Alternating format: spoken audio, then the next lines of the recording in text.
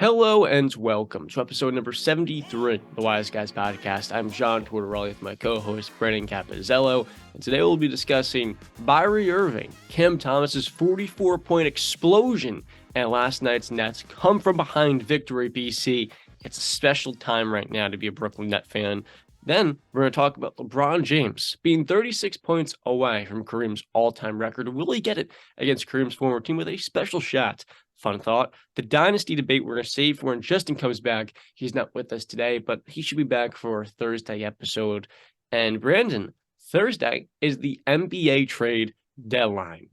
And that, my friends, 3 p.m. Eastern Standard Time, I think, is when a couple of key players around the league could be moved. We're going to see some jersey swaps on Twitter, some Photoshop action, and most importantly, before the end of the NBA regular season, a couple of key details for new contenders surfacing, painting the playoff picture much clearer for us. BC, you saw the news with Kyrie Irving, but before we can even get into that, how's your excitement meter going to the show? How you feeling? And tough loss last night for your Heat against the Milwaukee Bucks.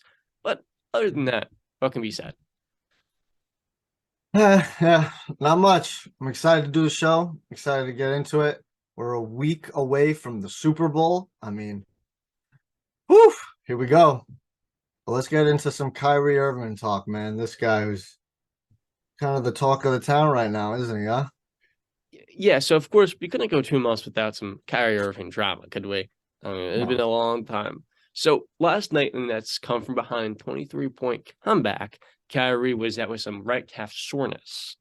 And there's been a couple of teams joining the trade talks because Kyrie Irving is prepared to sit out the remainder of the season if the Nets don't trade him. That's a report. Now, here's the thing, BC. We've talked about Kyrie Irving on the show ad nauseum. The Nets are a championship level team this year. With Kevin Durant missing 13 games, they're 6-7 and still top 4 seed in the Eastern Conference. With Kyrie Irving on the floor, that's one of the 2 or 3 best duos in the league. And truth be told, Kyrie is sitting out. He is prepared to sit out because he wants a fully guaranteed 4-year contract for $198 million. No stipulations. And we talked about this an offseason ago when Kyrie Irving was ready to back out of his player option until he realized the market for him had dried up. Nobody was interested except LA, but even they did not have the cap space. Now this year, you'll look at all the suitors for Kyrie Irving, and none of them are willing to give the Nets what they want. And at the same time, if you want to pay Kyrie long term, a lot of these really good teams, like the Lakers, they can only offer him $31 million. The Nets could offer him more per season. Spite, though, my friends, is a pretty dangerous thing. And so for Brooklyn, you have 2 options. And I've talked about this before on my own channel. You can A, pay Kyrie the whole $198 million, knowing on a contract year he's not even on his best behavior. What do you think he's going to do when he's got 3 more years left fully guaranteed? Who knows? He's one of the most capable players in the league at finding ways to miss games. It's truly a skill to go along with his basketball ability. Then you're going to have him for the next 3 years. You don't have to worry about losing him. And in theory, you keep the season going on a pretty strong note. Nick Claxton has been excellent. Cam Thomas is a bucket. And we've seen the depth really fill in after a year ago when they're 7-18 without Durant. The other option is a risky one. Probably more risky than giving Kyrie $200 million. And that is deciding to not extend him. And then you wait until his offseason when, knowing tampering, he can probably just come up with a deal by the Lakers by July 1st. He'll already be gone, and there's nothing you can do. So I'm going to head to you, my friend. Kyrie, in his Brooklyn Nets 10 years, played just 56% of his games, missing 104 and playing 134. If you were Sean Marks and it's tough for us because we don't have the money. We're not the ones spending it. But if you were the Brooklyn Nets, would you pay Kyrie 4 years, or would you risk losing him this offseason for nothing? Because the trade packages out there for Kyrie mostly suck. Um, I wouldn't, to be honest with you, I wouldn't do either of the options you gave me. I would go with C and I would trade him. I would find the trade packages might not be the best. You're not going to get equal value equal or better value. But let's be honest, John, when you're trading a talent like a Kyrie Irving, you never get equal or better value. You just never do. So you find the best trade package available and you ship them away. And like I've been saying, you just get rid of a problem. All right. It's addition by subtraction. All right. You get rid of a liability so that you can now focus on the future of your team. I mean, I tweeted out, everybody talked crap about Terrell Owens, right? Being a team obliterator, as Skip Bayless like to call him. Kyrie Irving is much, much worse than Terrell Owens. Much worse. I mean, you just look at his history from Cleveland. They won the championship. Him and Braun and Kevin Love. All right. Then after that, they get gentlemen swept in the finals 4-1 when KD joined the Golden State Warriors, and then he won it out. He handled that situation very poorly. We can all recall. I think he was on First Take, if I'm not mistaken, and Stephen A. asked him, like, did you have a conversation with LeBron about this before? And he said, no, I don't have to talk to nobody. I'm a grown man. All right. Yes, you are a grown man, Kyrie. Nobody's questioning that, but he's your teammate. You played together for a little bit. You won a championship together. You kind of do call him. I mean, they gave LeBron crap when he left Miami and Dwayne Wade found out about it like everybody else. It's a courtesy. You pay some respect, and he handled that poorly, like he's handled a lot of things. Then he went to Boston. I was a person who that Boston team was elite. I mean, there was not a weakness on that team. They could go like 11 deep and you would be tough. Like, I was like, bro, if they match up in the finals with the Warriors, this team has a real shot of beating that Warriors team because of how good each position they have and the backups they have. Versatility. Yeah, they still had Terry Rozier at that time. Hayward got injured, right? The first game. Yeah, first Hayward game of the injury, yeah. season. But Yeah. But Marcus they still Morris. had a young Jaylen Brown, young Jason Tatum. And then guess what? They start balling out, right? Kyrie goes down. And what did the Celtics do? They actually performed better than what they did with Kyrie. They went to the conference finals without Kyrie. And Terry Rozier starting. Exactly. So then he promises, if they'll have me, I'm gonna stay in Boston, right? We remember that? Before the season. Right. What a great promise, Brandon. The first chance he got, he left and he went to Brooklyn with his boy KD. He said, and he chose that option because KD was like, yo, Kyrie, where do you want to go? Because it was the Knicks or the Nets. That was the two teams. And he was like, well, let's go to the Nets, right? So they go to the Nets. The first season is I'm foggy on that one. That was an injury round because Kevin was torn Achilles, and we knew he wasn't going to play. Kyrie played 20 games, started dealing some shoulder impingement stuff, and underwent season-ending shoulder surgery. Now, when the bubble came around 4 months later in July, Kyrie could have returned, but there was the whole thing with him not wanting to play, which was reasonable for him at least. No, but he wanted the entire league. You just jogged my memory. He wanted the entire league to not play, and he knew, because I remember this. Stephen A. was reporting on it at the time, and when Stephen A. starts reporting on things, I listen, right? Because he's got his ear on everything. He's got trusted sources. He told me, listen. He said this. Kyrie knew that the decision he was making, telling everybody not to play, the NBA could have voided everybody's contracts. Nobody would have gotten paid. He knew that while doing that.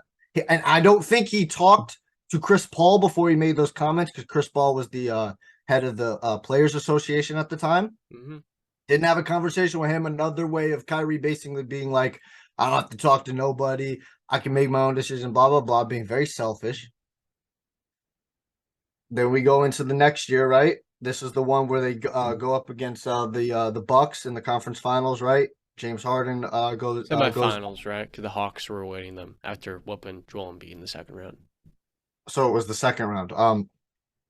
So yeah, and then that happens, and then we get to are we now at this year in that timeline? Well, don't forget, Kyrie was unavailable in the second half of availability. that series because he suffered an ankle injury, which is Yes, unfortunate, obviously. That leads us to last season in last season. 2022, when Mhm. everybody thought Harden, a healthy Harden coming off his hamstring injury, a healthy Kyrie coming off his ankle injury, and a healthy KD was going to run through the NBA until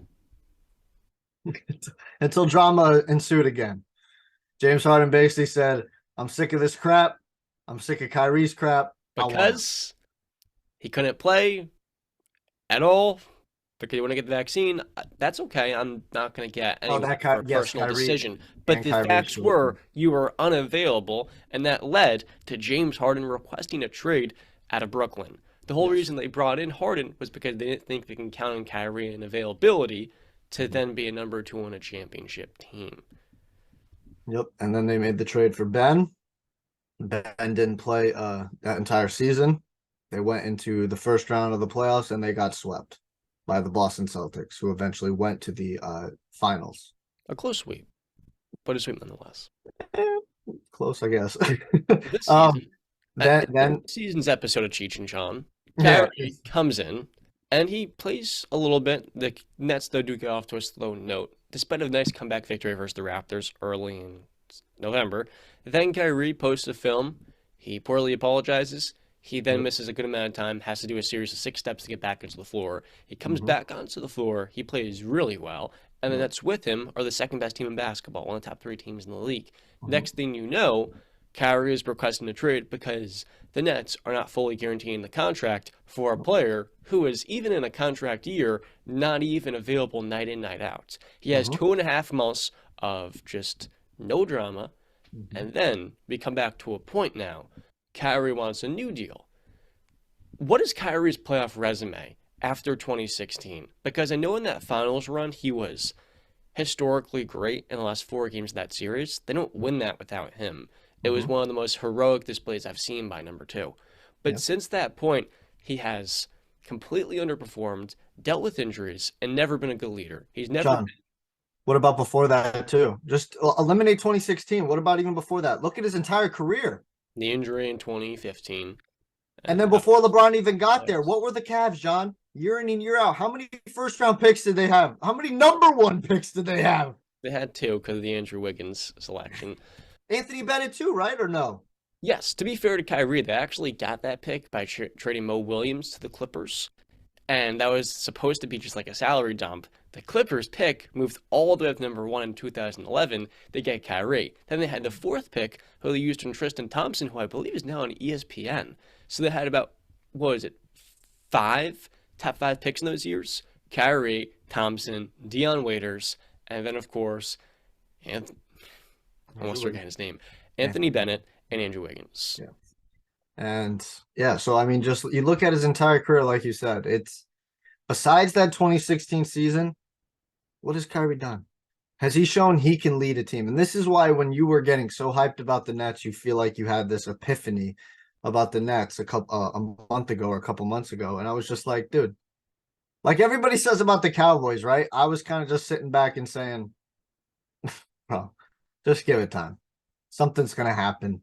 Whether it be an injury, KD does go down, whether it be drama, or whether it be they're both playing, but neither of them, I personally believe, can be a number one guy on a championship team. Okay. I know you look at Golden State and whatever. For me, Steph was the number one guy. He Mhm. was the guy. That offense ran through Steph. KD led a team to the finals at 23. And then what happened?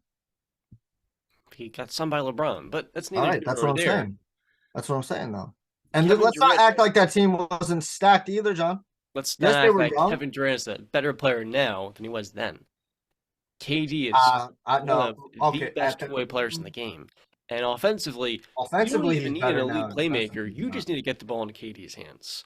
I mean, they don't need a high-level point guard because he is one of those few players in the league that can carry an offense to supreme levels with his scoring ability and really his malleability on the offensive end because he just makes stuff happen. And that's the thing, Brandon. You're ready to, of course, jump on ship here and overreact. The No, Nets are no, going to be just fine. no, they're not. Yes, they are. They're going to be worse. They're They're one of obviously the best the- clutch teams in basketball this season. And without Kyrie last night, we saw the bench players, the bench mob, stand up. Cam okay. But Thomas, that's one game, John. That's one game. I need again, like I was saying they're throughout the almost entire. at 500 without a top five player. Hold What do on. you mean that's just They one still game? had Kyrie But though. Now they're playing without Kyrie. When's KD coming back? I thought before the All-Star break, but probably in the next 2 weeks, 2 or 3 weeks. So after the All-Star break is what we're. All right, so they're going to basically be going without until the All-Star break. 2 weeks without Kyrie and without KD. So they're really going to see how this team is going to really respond. I don't know their schedule coming up. I don't know if it's tough. I know I saw the Clippers schedule for the month of February. Look at that list. That is murder's row what the Clippers have for the month of February. I believe every team they play is a playoff team. Their hardest matchup was, easiest matchup, I guess you would say, was last night against the Knicks for the month of February. But all I got to say about I'm not jumping on the bandwagon. How am I jumping on the bandwagon, John, when I was already on the bandwagon months ago? Before the season started, I said, just wait. Something's going to happen. And you can say, oh, KD, he led them to 2013. That's cool. They still lost in 4-1. They got gentleman sweep. All right. He had 2012. 2012. 2012. Okay. No, that was 2013. All right. NBA Finals was in 2013 or Spurs were in 13 and 14. Spurs 13. Okay. It's because of the years they do. They take up 2 years. But yeah, you can say that whenever the MVP season, great. I look at KD, it's just, one thing that always shocked me about KD, right? It's just the how he went from being, and I'm going to use some pro wrestling terms, babyface and heel. Babyface is a good guy, heel is a bad guy. He went from such a babyface, right? You remember that MVP speech? You remember that MVP speech? Mama, you're the real MVP, crying up on the podium, or while he was sitting down giving his speech, and everybody just loved. He was endeared by KD. Everybody was like, "Oh man, KD, he is the right guy." And then just a couple years later, what happened? The script completely flipped. He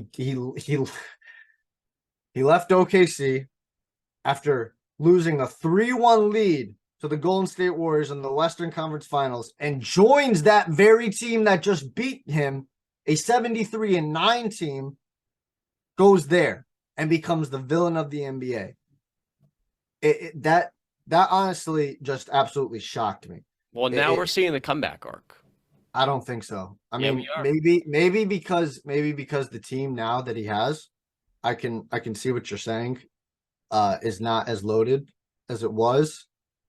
So maybe more fans will be endeared by him. But again, we don't know where KD's going to be. From that to literally going out of his way to hitch his wagon. He could have teamed up with any star outside of Golden State. He could have went with Jimmy Butler. He could have stayed in Golden State.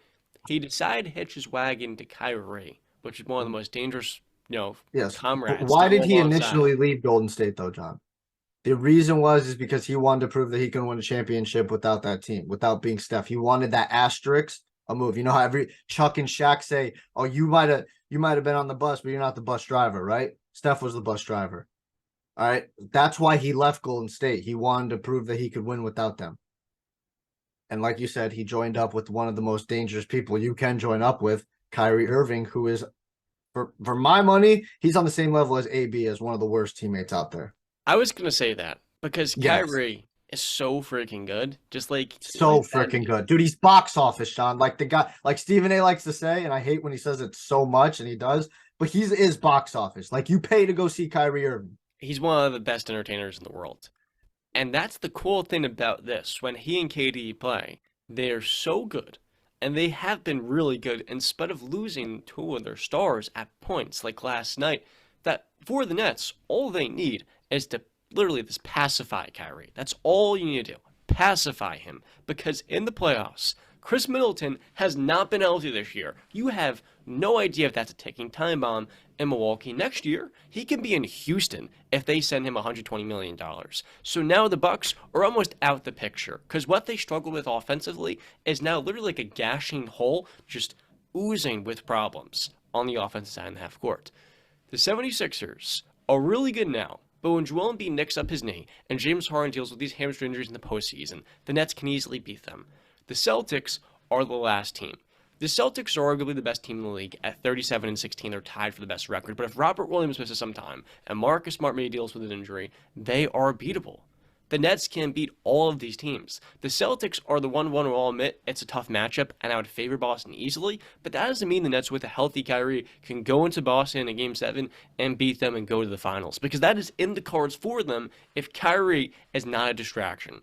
But Kyrie is one of the most selfish players in the NBA to request a trade in the middle of the season. You talk about responsibility. What type of responsibility does Kyrie think he has? He thinks he has none, when in reality, he is one of the most important Robins in all sports. So I'm disappointed in him. The Nets were asked about it before their game last night, and Nick Claxton basically goes, we're all our own people who have to make our own decisions. No, you're a championship level team, and you've done so many things right this season. It's not often where you see an interim head coach at the top of the Coach of the Year race, but that's how special this Nets team has been after replacing the head coach. There is Noor here with a much improved bench, a healthy top 5 player when he is healthy, of course. That is basically a leader of 2 top 5 units, 2 top 5 phases on offense and on defense. Kyrie is the last wild card. If you lose Kyrie, it's done. But I say to myself, if you do pacify Kyrie, you give him what he wants, and you get him in the postseason, in a moment I'll get into why it's not proper, they should, all of this goes into the rear view.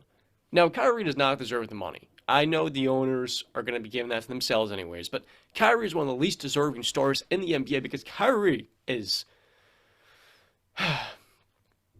It's all about him. It's always been about the drama, and it's never about the team. He doesn't care about winning a championship so clearly. Because if he did, he wouldn't be going on all these side quests about whatever the new topic of the day in his brain may be. He's been doing some soul searching, but at this point, you say to yourself, maybe Kyrie, if you were available, and he wouldn't literally leave your team in the friggin' dust because your selfishness, you would get your damn money. If you had some level, like, he's got a lot more money than me, but if you had some level of foresight, some level of delayed gratification, you would understand, Kyrie, that if you actually perform in the playoffs for the first time in 6 years and don't jump the bus on another team, then maybe there would be a market for you, unlike last summer when nobody wants you because you're a whacking head case with literally no level of leadership or accountability.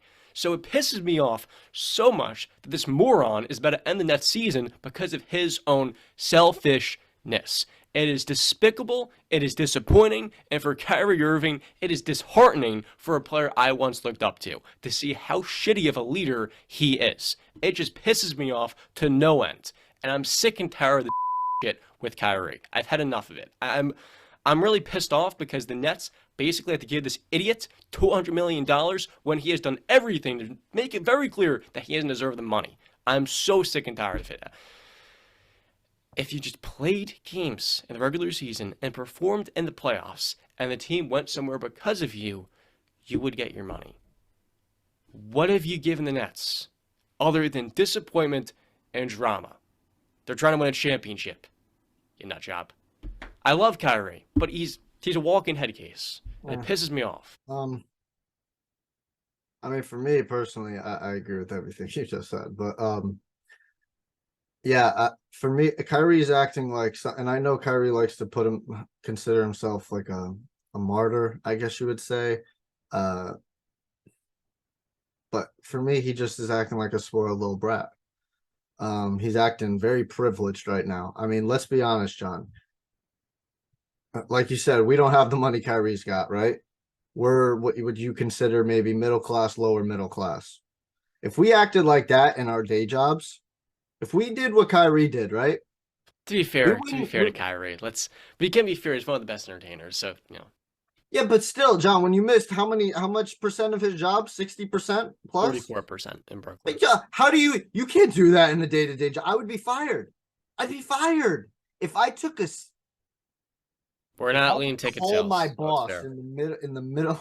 All right, let's say 6 months in, right? I didn't call anybody to let them know I'm taking a week plus off because of the riots, right? And I feel like that's affected me mentally. That's a problem. That's a problem. That's not an acceptable excuse. Okay. Everybody's dealing with shit. I don't think Kyrie lost anybody in that riot. I don't know if he knew anybody personally that happened with that, but you can't be doing stuff like that. The stuff with the Amazon and the film and tweeting that and standing on his morals saying, "Oh, I know who I am, so I can't be anti-Semitic." You sound like a effing moron saying that. A moron, like John said. It's ridiculous. Like you, I'm fed up with it. I'm tired of it. I've been fed up with it and tired of it I'm since tired of basically it the because the last of Nets it. legitimately have championship For aspirations. you, yes, that's how Oh, you that's where your anger comes from because you started to believe in the Nets. For me personally, my anger just comes from he's a jackass. I don't believe he's a good human being. I'm gonna be honest with you. All right. he does I really donate to don't. charities, and I think That's he's a fine. good That's cool. human, but We've I also seen think he charities. You know how much charities are rigged up and there's backshade deals going on behind there. That's cool and all. That's awesome. But what he's shown in the public is he keeps showing you who he is, and I don't know. I have no respect for the guy. I don't really. He's a great basketball player. It has nothing to do with his basketball skills, but off the court, he's not a person that I would want to associate with whatsoever. Whatsoever. I don't need that type of drama, high school drama that John talked about. I don't need any of that in my life. Nobody wants any of that in your life. That's unnecessary stress that you put on yourself. Unnecessary. If you want to be a good person and help out the world, there are much better ways to do it than what Kyrie has gone about. 100%. He has gone about it so badly, like you said, selfishly, just not thinking about other people's feelings, only thinking about himself. He's gone about it terribly. And I don't think we're the only ones who are sick and tired of it, John. I think a lot of people are just sick and goddamn tired of it. It's like AB. At some point, bro, you're not going to be in the league anymore. Because you're like I said, I brought up a couple months ago. Your production on the field or the court or whatever you do, as long as it's up here, the tolerance will be up here, right? As soon as that production starts to wane, guess what that tolerance does? Boom, boom. They ain't dealing with it no more. All right. So he's lucky he's playing at an elite level and he can still do that. Don't let your game slip. You let your game slip, or if you just go too much off the wall like AB, where it's like, you know what? We can't even you might have helped us win a Super Bowl, but you're just too much. You're too much. Don't and let that happen. You know what, Brand? I'm sick and tired of him. The Nets have Cam Thomas. We're gonna mock up a couple of Kyrie Irving trades. The first one is Let's sending talk about the his trade. Then he his what? brands to Dallas, Texas. And in return, we're going to take in the expiring contract of Christian Wood, one of the best backup bigs in the game, probably the best. Man, trading Spencer him already? Dinwiddie, who's got a year and a half left in his deal. He is like a point guard with a pretty good pulse. And Mhm. then we're going to get a first round pick in the process to go alongside because we're not going to have quite enough money to match the deal. That was Bertans' contract. What would you say to that deal with one first round pick by way of Dallas? I mean, when I texted you guys about this news when I first saw it, Justin mentioned the Mavs, and I said, "Oh hell, no way, no how." Luka Doncic does not want to deal with any of that bull crap drama. Nope. And if we want to look at it on the court stuff, they're two ball dominant guys that, let's be honest, don't do much off the ball. Don't do that much off the ball. And that's not going to be, and both are really, at the end of the day, liabilities on the defensive end. They might be able to muster Luke is up, passable. they Luca and Kyrie are again, passable they outside. might be able to muster up some things, but on a consistent level, John, they're not getting the job done consistently. So I don't like that deal at all. Also, I don't know if Mark Cuban would want to deal with that either. Yeah, I'm gonna be honest. Especially considering, Really, and I made a mistake before, by the way. They wouldn't need to include Davis Bertans' salary in that because straight up, Dinwiddie's making 20 million, Wood's making 14. That matches up at 36. yeah. There's literally only one team that I believe Kyrie Irving can go to, and that's the Lakers because LeBron will be able to kind of handle his craziness. Let's do it. LeBron is the only single person who has gotten a playoff run from Kyrie. The only Yep. man. So if you send him to LA, you would think he would be on his best behavior. Now, it's important we note the Lakers can't offer him as much money as the Nets. But think about this. the Lakers have two of the most coveted first-round picks in basketball in 2027 and 2029. Those picks do not help the Nets now, but those trading chips can be moved. Here's the issue, Brandon. When you request a trade 6 days before the trade deadline, and you give your team a timer of, I don't know, 144 hours, they don't have a whole lot of time to trade you and then find the best possible package to move these first round picks and then find the replacement for you because you're unreliable. Mhm. The Lakers and this trade package, who have already been reported to not want to include Austin Reeves in the deal, like, what are we doing here? Austin Reeves, the Yeah, guy won't shoot a three. He won't take a three. love him. I hear all the time he's a 3-and-D wing, but he barely takes the three. He's instead attacking an imaginary closeout because people don't close that onto him because he doesn't shoot the three ball. Okay, so the Lakers are going to move 2 first-round picks and then the expiring salary of Russell Westbrook. That first lab that Kevin Durant's going to hit different. And alongside that, they're going to toss in Max Christie. The issue here is that none of those players, neither of those two, help the Lakers now. But if you were the Nets, you've already given up basically all of your future draft picks and pick swaps to the Rockets. Think about it this way. 2023 swap, 2025 swap, 2027 swap, 24 and 26 picks. Will those 2 first-rounders by the Lakers, Brand, be enough for the Lakers to get Kyrie Irving? Yeah. Because like I said, I think the Nets are just done with that at this point. So you find the best trade package available. Another thing that I was going to bring up to you, John, is let's not forget that not too long ago, Kevin Durant was requesting a trade. He was demanding a trade out of here. So that might pop up again too. Maybe not for this season. Maybe KD will stay pretty quiet for the rest of the season. But I'm not. Kevin Durant's actually a professional. Yes. Yeah, I'm not going to be surprised if in the offseason he demands a trade. But getting back to Kyrie to LA, yeah, I think that the Lakers have the best shot at getting them. I know I agree with you on that deal. Does it help the Nets at all now? No, it doesn't. Those players don't add up to Kyrie. I would imagine KD doesn't really want to play with Russell Westbrook again. So no, that, and like I've said, when they trade Kyrie, I know you have higher hopes for the Nets. They're shot. They're done. They might be a playoff team, but they're going to start losing a lot of games and fall to one of the bottom tier playoff teams. So, yeah, The disrespect. it's not disrespect, John. It's being factual and just looking at it. Maybe if you want to say, Brandon, this is a last dance run. If you want to say this is a last dance run by the Nets, I'm fine with that because they have a last dance run. There's no run. They're not running nowhere. What? They're like in quicksand. What do you mean? Why you took? All right, for how much Kyrie? Cam Thomas had 44 points last night. I understand he did, and I okay, and I know you have a lot, and I respect your opinion on basketball, so I'll keep an eye out on Cam Thomas. I've heard a lot of things about him from people I also do respect in the basketball world. But again, consistency. He just started getting the minutes that everybody was screaming and campaigning for him to get because of Kyrie's exit. So now he's going to have to show it on a consistent basis and against teams that aren't the Washington freaking Wizards, John. Without 2 of their 3 best players. Yeah, all right then. So again, and KD probably not going to come back for maybe 2 weeks at least. There's no last dance, man. You got to look at it objectively. Bro, they're not. You say Chris Middleton's going down. If Chris Middleton's not there in the playoffs and the Bucks and Nets match up, no Kyrie, no Middleton, the Bucks are beating the Nets. The Bucks are beating the Nets. Because they don't match up in a complete and full team. They don't. Especially if they get that trade from Lakers. What do you think Westbrook's going to do? Drew Holiday's going to lock his ass up. Yeah, I think Westbrook could probably be moved to a 3rd team that would then kind of offload and expire into the Nets. That way the Nets get playing hot potato with Russell Westbrook.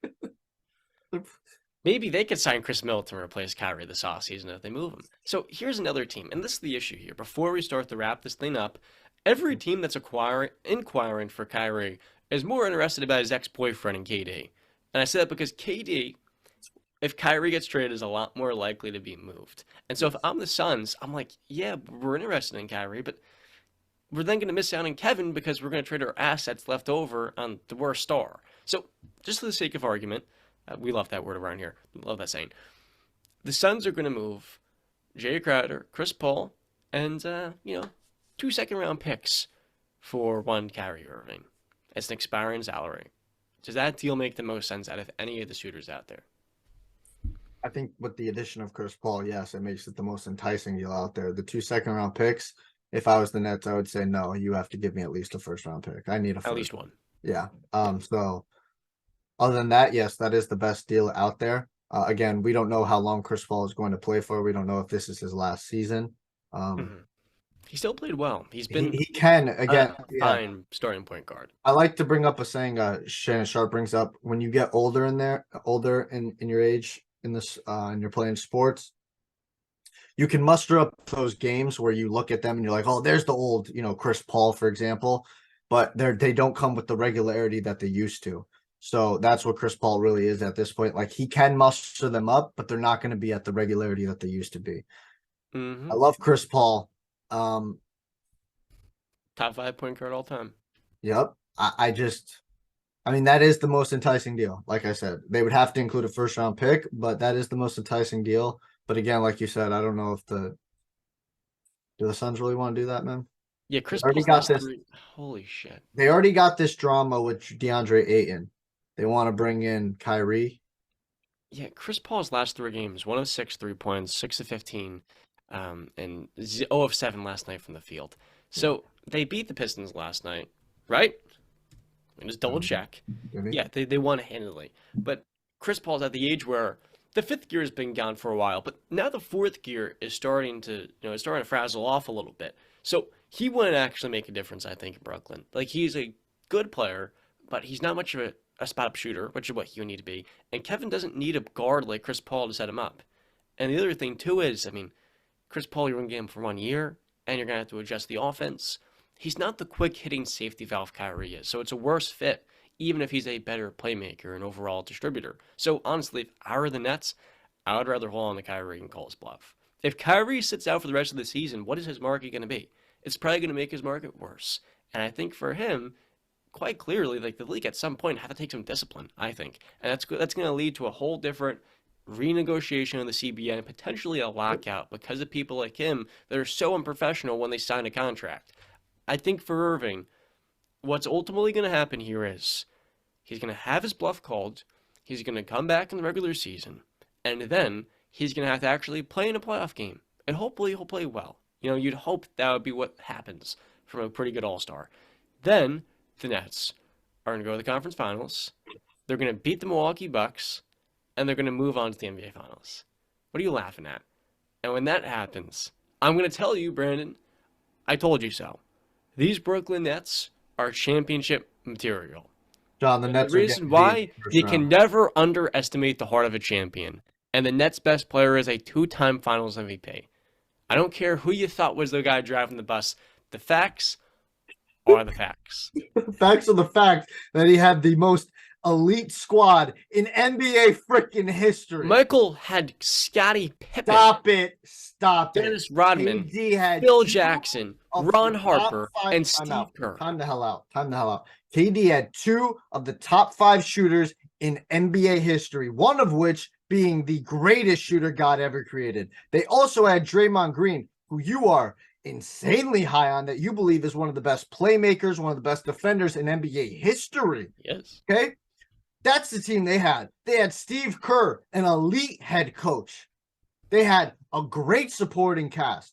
I'm not taking that. No. Mm-hmm. Because what happened, not just even a year prior to that? What happened, John? What happened in the Western Conference Finals in 2016? What happened? When KD was the guy, when he was the guy, what happened? What happened? This decision. He did it 3-1 blown. I would have left Russell Westbrook too. Yeah, okay, see, and again, Westbrook becomes the scapegoat. Like, Kevin didn't play like ass in those last 4 games. He sacrificed in Golden State, as those other stars did too. And in the process, they went from being the second best team in the NBA to the best team in the NBA. So, but they lost in the finals. They choked. You talk about Kevin Durant choking. They both blew a 3-1 lead. LeBron has had his bad moments. Every single star has his bad moment. Except for MJ in the finals. Kevin's, in part, was due to Russell Westbrook shooting 37% from the field and surely not helping him much. What did KD do in those last 3 games? Was KD anything special? No, they both played their part. I'm not saying Westbrook didn't play bad and he was one of the sole. I'm not disagreeing with that, but I'm just saying it's funny how we like to scapegoat Russell Westbrook a lot over here.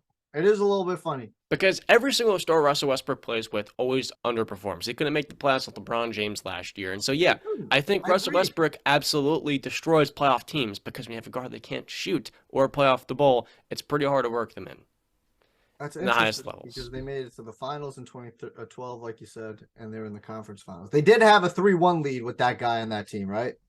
That did happen. Like he didn't just he didn't not play those 4 games, right, John? And then he just came in game 5 and then played those last 3 No, games. it wasn't like the 2020 first round series when the Rockets were able to win without Russell Westbrook but couldn't win with I'm him. going to tell you this right now. You made your little proclamation. I'll make mine. The Brooklyn Nets aren't getting past the first round this year. No, that's not Yep. true. Because Kyrie's going to play in the postseason. That's the ultimate end game. They're not going to trade him for He the ain't second playing for round the pick. Nets in the postseason. That's all I'll tell you. He's not playing for the Lakers. Like, Okay. I'm sorry, Laker fans. I hate to blow the bubble here I'm because not it a makes Laker a fan. lot of sense. But Sean Marks didn't trade KD. He didn't move Kyrie. And what happened this year? They came out as top 4 team in the league. They just made one change in the head coach and added some really good depth. Now, Ben Simmons is the guy I look at and say he is an absolute disaster. But those 2 stars are not. And I think they're so good with them at the helm. There is no reason you make yourself a meaningfully worse team knowing the high end outcome is never going to be better if you move Kyrie. So you take the risk, and honestly, I think you let him walk before you just send him out for a second round or a first round pick and a couple of role players who don't make the difference because they aren't the supporting star that you need in the Eastern Conference. You can't go to the conference finals without it. Yeah. You know who I'm, traded for Kyrie? who can? Who can't? Who can? Who Who? can't? Oh, who can't? Yeah, Who? the Miami Heat. That's what we don't. I saw somebody tweet that the Miami Heat should consider him, and I said, "No, why you want to put that evil on us?" I tweeted the gif of Ricky Bobby. I don't know if you've watched that movie, John, with Will Ferrell, where he's in the hospital bed. The guy says to him, "Don't you put that evil on me, Ricky Bobby. Don't you put that evil on me." So yeah, don't put that evil on us. We don't want that. Nope. I'm good. And the reason why is just Tyler Hero has a poison pill and a rookie deal. So Tyler Hero can't be moved until July at all. That's He fine. he is not part of any trade. It's impossible. So, Kyle Lowry is not, he's not getting no deal done with how poorly he's I played. don't want Kyrie. This isn't 6 years ago when he was a free agent and or wanted to be a free agent after Cleveland. He at least No, has like a working pulse, right? I don't care. I don't want him. I don't want that drama on my team, dude. I listen. I'm a team. John, understand? There's a little coincidence here, right? I'm a fan of the New England Patriots and the Miami Heat. What are both teams known for? The culture, right? The Patriot way and Heat Bullshit. culture. You think it's a coincidence that I'm a fan of these certain teams that have a certain way of doing things? We don't do drama. I don't do drama. I haven't done drama since high school. Okay? I don't do that. I don't want that. Kyrie he ain't a Miami Heater. Nope. He could walk go that way. Go that way. I don't watch it. Let's get off the net. You know who kind of is the Miami Heater? Cam Thomas. So the sure. former, I like him. as a freshman at LSU, he led the SEC in scoring. And coming out the draft, most people considered him the Jordan Clarkson type, right? Your benchmark plug that can't play make. Last night early, he dealt with some bad turnovers. He's not a plus passer.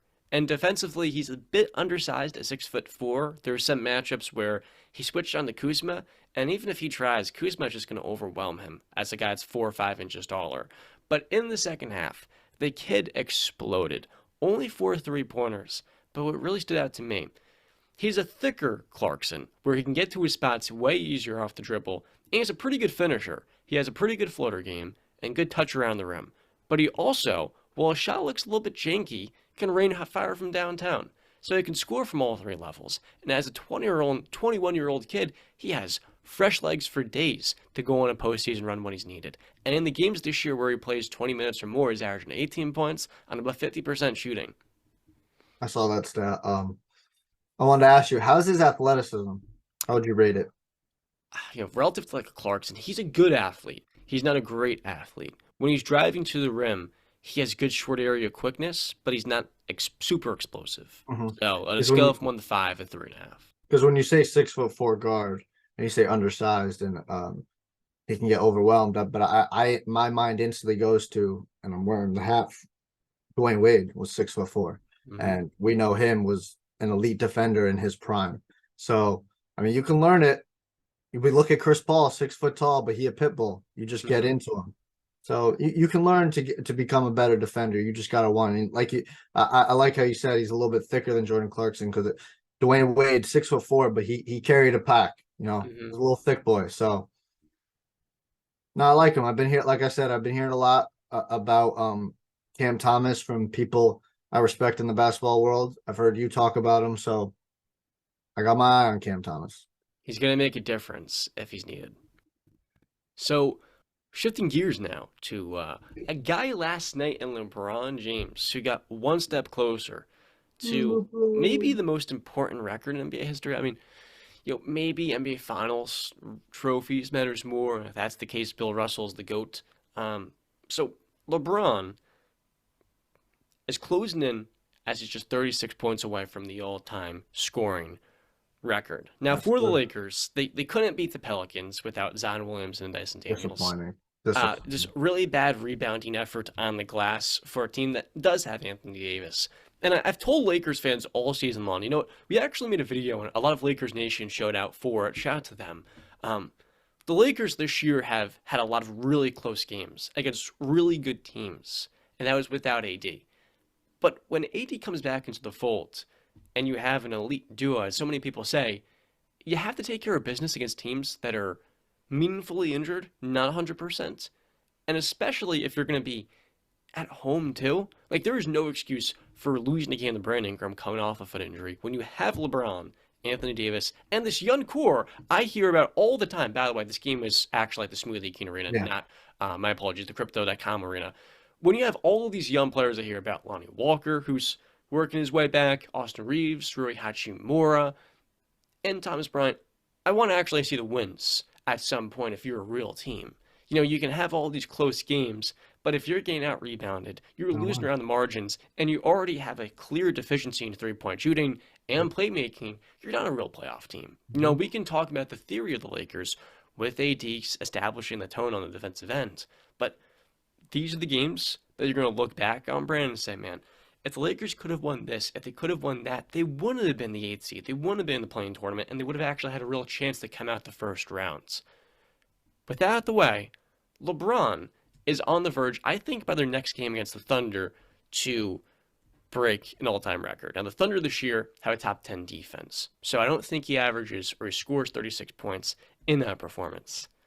LeBron's next game, Brandon, is against, of course, who other than the Milwaukee Bucks. Kareem Abdul-Jabbar's former team at the Crypto.com Arena. You kind of left this in the notes. Could LeBron maybe break the record here on a skyhook? What are we thinking? Is that a possibility? Listen, man, what a scene it would be, wouldn't it? Uh, couldn't write it up any better with the Sky Hook breaking the record. Uh, listen, so let me look at this right now. So the Thunder, so they got a couple days off actually here. So LeBron will definitely be playing on Tuesday night against the Thunder, and it's going to be on TNT. I see how the NBA did this right now. They've put the Thunder game, the Bucks game, and the Warriors game. It's all going to be nationally televised, Mm-hmm. which is very smart. Again, I don't think it should be at 10 p.m. for the East Coasters, but I guess we'll go F ourselves. Uh, so yeah, I would love it. Again, I don't know if he's gonna break it against the Thunder. He could. He's been going off lately. Last night, not so much. He's been feeling himself from 3-point range lately. Last night he went 1 for 7. So could he explode? Yes. I kind of tend to agree with you that I think he's gonna break it against the Bucks. I think he might get like 27 or 28 against the Thunder, and then Mm-hmm. he breaks it against the Bucks. So it's going to be exciting. But I want to just the Lakers. They had to beat the Pelicans, man. You can't lose those type of games. You're already 25 and 29. All right, there have been a couple of games that you can point to that the refereeing really screwed you. If we obviously think to the Boston Celtics one most recently, there was a game against the 76ers. But you got to win these games, man. I saw Dennis Schroeder 1 for 6 from the field, man. Not good. How bad they shoot from three, John. They shot 4% higher from the goddamn Pelicans last night from three. They Yeah, still the lost. Pelicans don't have much shooting. Yeah. They don't have Zion Williamson. They clearly can't win a game without, unless they're playing the Lakers, apparently. It's absolutely ridiculous. Yeah, LeBron fell in love with the 3-point shot. He took 7 of those. Can't lose those games, man. I'm tired of them losing those type of games. It's absolutely ridiculous. It's ridiculous. Can't.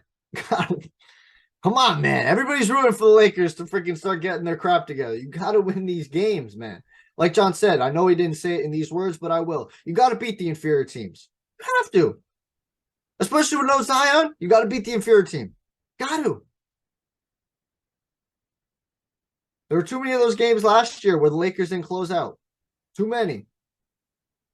Got to close out, man. Well, that's the thing. This year they've gotten to the point where they actually are in position to win. Last year they almost weren't. And this time around, Brandon Ingram, season high 35 points. I mean, he's coming off of an injury himself. Who was guarding him? You know, Anybody? Did anybody? Was it he's special Huchamara? at the post. I mean, they're switching on, doing different matchups because LeBron, he's playing closer to the rim at the 4. So, you're going to see a couple of different switches onto him. And, Irving, we were talking about Irving before. Ingram's going to shoot over the top. So it really doesn't matter. He's a bucket getter. That's what he does. And to do that against his former team, it's just so much sweeter as well. I called him a top 25 player coming into the season. The injury hurt him, but it's a performance like this that does show you the Western Conference is really freaking good. And we can't just say at this point, because they have LeBron AD, they're a top 5, or they're a top 6 team in the West. Because there's about 12 teams that have all played at the same level as Lakers or higher. And they've all dealt with injuries the same. The odds are they have more assets, unless they're the Timberwolves, of course, than the Lakers. And they're probably younger too. At least in their core pieces. Because Russell Westbrook, he's got a lot of buzz this year. But even with him, shooting 37% from the field oftentimes and being as damaging a shooter as he is, the Lakers' deficiencies are too clear for you to lose on the edges of games. It's a very strange thing that people are still so high on them. I've been one to talk them up because they have a better bench. But you can't keep losing these games in the closing minutes and just say, we'll be fine. Because, Rui Hachimura may be the only reinforcement they bring in. And defensively, oh man. I mean, that's the thing. You've got guys like Rui Hachimura and Thomas Bryant on the floor. Bryant only played 3 minutes. I mean, those are 2 defensive liabilities. Hachimura is one of the worst defenders I've seen in the league. It is tough to watch him on the perimeter. He looks like a lost soul. A lost soul is the only way I can put it. Yeah. One thing that I want to talk about is going back to the record. So for me personally, I don't get up in all the really elevating it to mean that much. I think it means a lot. You know what I mean? I think it's important. But for me, it doesn't change anything, if you know what I mean. Like in terms of how I view LeBron all time, it doesn't change for me because he was great for a very long time.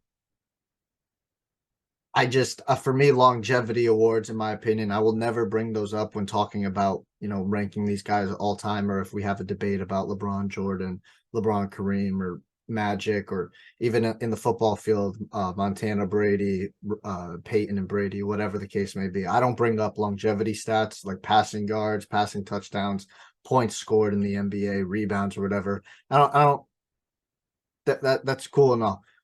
So I don't put that much like insane stock into it where I'm like, wow, all right, LeBron is the greatest player I've ever seen because he just broke Kareem's record. It's a great You know what I award. say? Go ahead. So I want to ask you. Yes. In my opinion, LeBron James has had. Okay, let me prepare myself to say this properly, articulate myself well. So, LeBron James. Do I even want to word it this way? Because there's 2 ways I can go here. Yeah. There is the greatest player of all time, and there is the greatest career of all time. two different things. LeBron James and MJ are 1 and 2, right? The Mhm, order is what gets people into a flurry. mhm. I like to think that LeBron had the better career than Michael, whereas Michael is the greater player. But that can also be, that's a twofold question now. It can go the other way. Which way, Brandon, would you put it? That's an interesting way you put it, John, because I think people would actually tend to disagree with you and flip it, where they would say Michael had the better career, but LeBron was the better all-around player. Because that's what I hear all the time is LeBron is literally prototypical player you would want. He doesn't have a flaw, even though have you looked at his free throw shooting for his career? What is he, a 75% career free throw shooter? Is that not a flaw for one of the greatest players of all time? Um, so yeah, I think people would tend to flip it. What you said, I know what you're saying. You're in football. We say the most talented quarterback of all time or most talented player of all time. You know, Patrick Mahomes, Aaron Rodgers. We have that debate all the time. And then Brady, you like to phrase it, the GOAT has the most accomplishments. I don't like to do that. I can acknowledge that they are more talented than Brady, but again, does that really mean again? Back to LeBron here. Yeah, I know what you mean, but talent for me doesn't really mean much. It means something, but at the end of the day, I want you to get it done on the court, or the field, whatever the case may be. So Braun and MJ, I think. Let me think about this. So talent, and I believe MJ is the more talented than LeBron. I also think he had. Let me think about this career wise. MJ, we have LeBron. For me, it's just you can't, bro. You can't get over 6 for 6. No, not going to one game 7 in your finals career, being the MVP, the finals MVP for every single one of those finals, having 5 regular season MVPs, being an MVP and a defensive player in the same freaking year, Yeah. rookie of the year. He averaged 28 points as a freaking rookie. Get out of here. And for people who like to say, oh, MJ ain't an all around player, go back. I think it was his 3rd season, if I'm not mistaken, John. He averaged 30 or 32 points, 8 and 8 on 50+% shooting. Technically a second season because his de facto sophomore year, he only played 19 He games. broke his So foot, in right? 87, year 3, he averaged, actually, you're thinking of his 6th season. Oh, it was No, his his sixth. fifth. His fifth. You're Okay. thinking of his. 8 and 8 is. I know he went 8 and 8, 8 rebounds, 8 assists. You're thinking of his last year of Doug Collins in '89, where he Okay. averaged 8 rebounds and 8 assists with 33 a game, led the league in scoring. Because his second, de facto second season was Broke his foot. injury riddled. But that 1 year, think of 37 points at 23 years old. Yeah, it's absolutely freaking insane. So that's how that's for me how I look at it. You just can't get over the 10 scoring titles, man. So LeBron to only did answer it that, once. Go ahead. MJ is the more skilled player, but stack him to LeBron, who had the greater career? Again, I can't get over what I just named for MJ. 6 for 6, no game 7s in the finals, 6 finals MVPs, 5 regular season MVPs, defensive player, all those things. For LeBron, I So know we much. love to look at Bron, right? And we love to look at what LeBron is now, Hmm. but we forget what LeBron was. You know what I mean? We like to say, okay, he made it to the finals and give him credit for '08, right? Yeah. But we also, it's a loss. He lost. Okay, we can understand the context surrounding it. He had the inferior team and he really shouldn't have never been there. And we give him the credit for getting there, but he still lost. That's a record. That's an L on his record. Now, the one we all point to where I can't get over this. I can't. Maybe because I am a Miami Heat fan, but I can't. 2011 happened, guys. That happened. The Dallas Mavericks series happened where he stunk it up for what, 4 quarters straight? 4 fourth quarters, I should say. I can't mute it, John.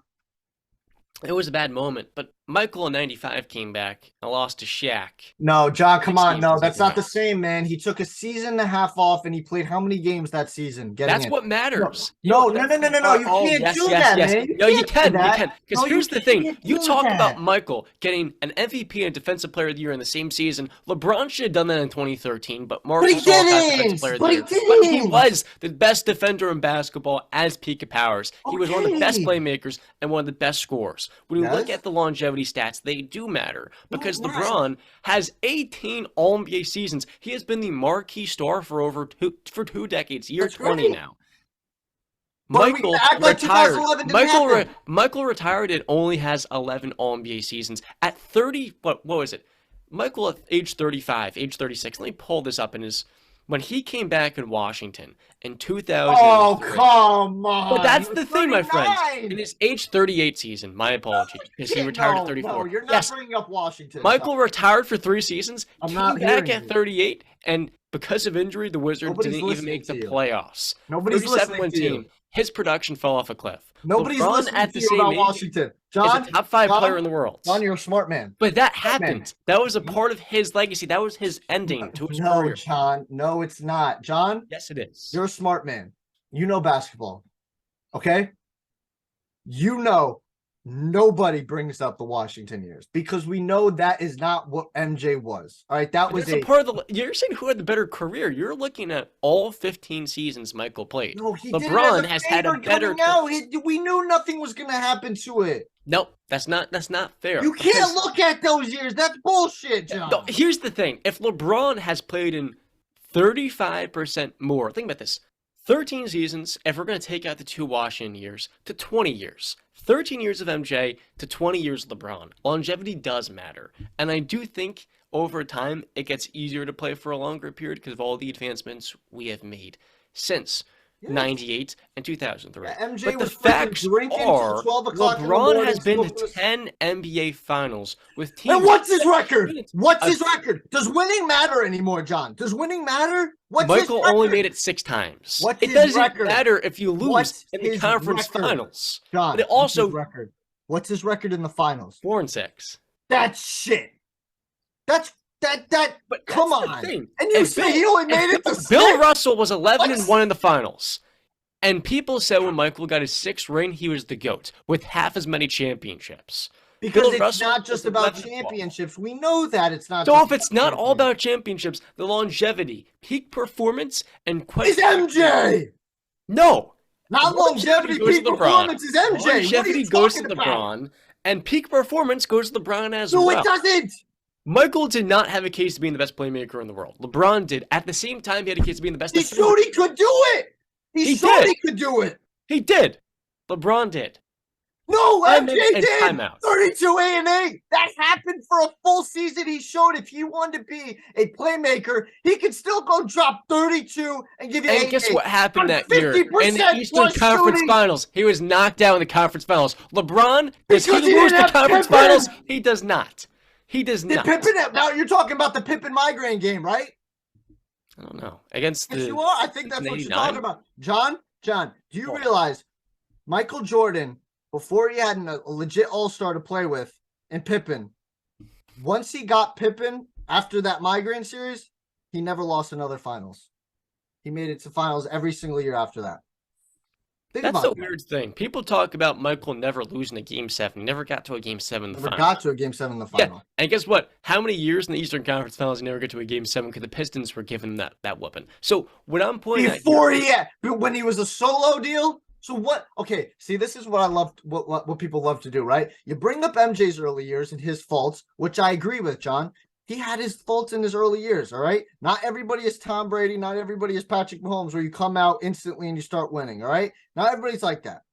MJ, it took a little bit.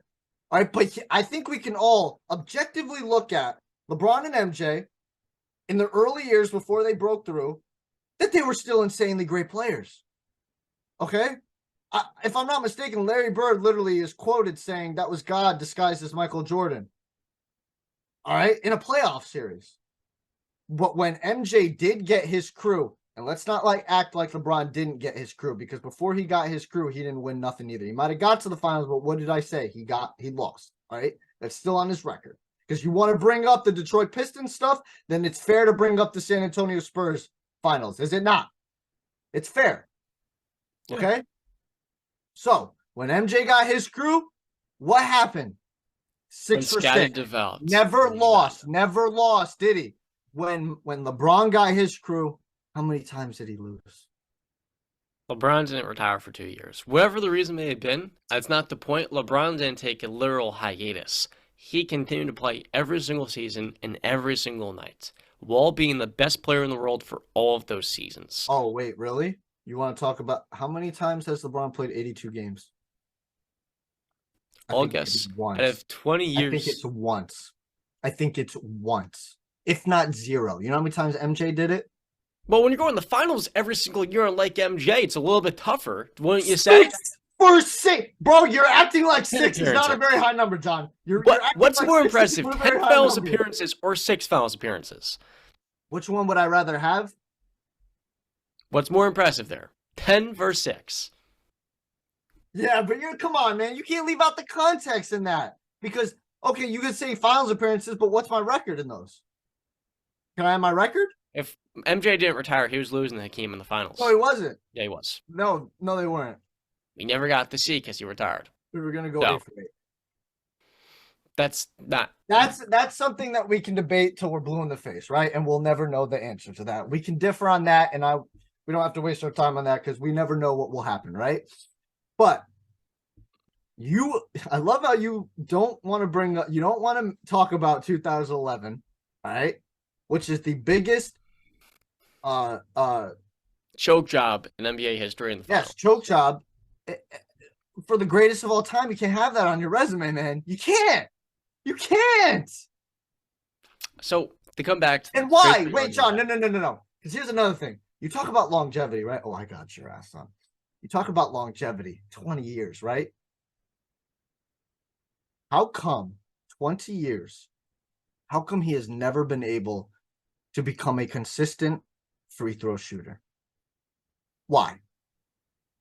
And when MJ came in, was he a very good shooter? Not from 3-point range, but no. I'm talking about mid-range. Mid-range shot makers. When he came in, when he came in. I mean, he developed that over time. That's what I'm saying. Magic. He found his set shot. I'm not saying he was a great shooter, but he found his set shot. Why has LeBron never been able to become a better free throw shooter? Well, he has. LeBron came into the league. I'm sorry, what's his career? What did he shoot the last 2? Didn't he shoot under 70%? The last 2 years, 76%. He has shot 69%, hasn't he? Yeah, his first 2 years in LA, he shot 69%. Yeah, so I'm just saying you have to bring those up. You have to. 2014 happened. That happened. Like, you want to bring up MJ's downfalls in his early years. That's cool. We can bring that up. But we also have to look at LeBron's downfalls too. We can't just bring up 10 finals appearances. You can't just tell me, would I rather have 6 or 10 appearances? No, tell me my record, but you can't tell me 6 and 10, right? You have to tell me the context behind it. Because if you tell me I go 6 for 6 and I go 4 for 10, give me the 6 for 6. Any day of the week, twice on Sunday. So tracing it back, that's why I think earlier I asked the question, who had the better legacy, who had the better career, is the first question. The second is, who is the better player? And I go back and forth in this case, still don't quite know. But when looking at what LeBron did coming out of high school and being a top 5 player almost, not instantly, but by year 2, top 3 player in the world, and the 19 All-NBA teams, it's going to be 20 this season. I think LeBron, because of the longevity and the peak performance, which was on the same level as Michael. You can go tit for tat who was better, but 2 best players of all time. Quite clearly, it's close. I think LeBron, and I think I said the opposite before, LeBron had the more impressive, the better career. Michael may have been the more skilled player, may have been the more dominant for his era. The hard thing is here, the question I struggle the most with is, who was the better player when combining not skill, but the entire package, everything they brought? LeBron for his career, has always been one of the league leading scorers and one of the very best, one of the most dominant playmakers, a better playmaker than Michael at their peak. Because we're not comparing LeBron in the year 20's defense to Michael's defense in the year 10, was, I think, not far from Michael's defense. He may have not gotten the Defensive Player of the Years, but LeBron was an all defensive caliber player for a while. So you look at the deeper playoff runs, and quite frankly, the longevity in spite of going to 10 NBA Finals. The more I think about it, the more I talk myself into LeBron James being the better player.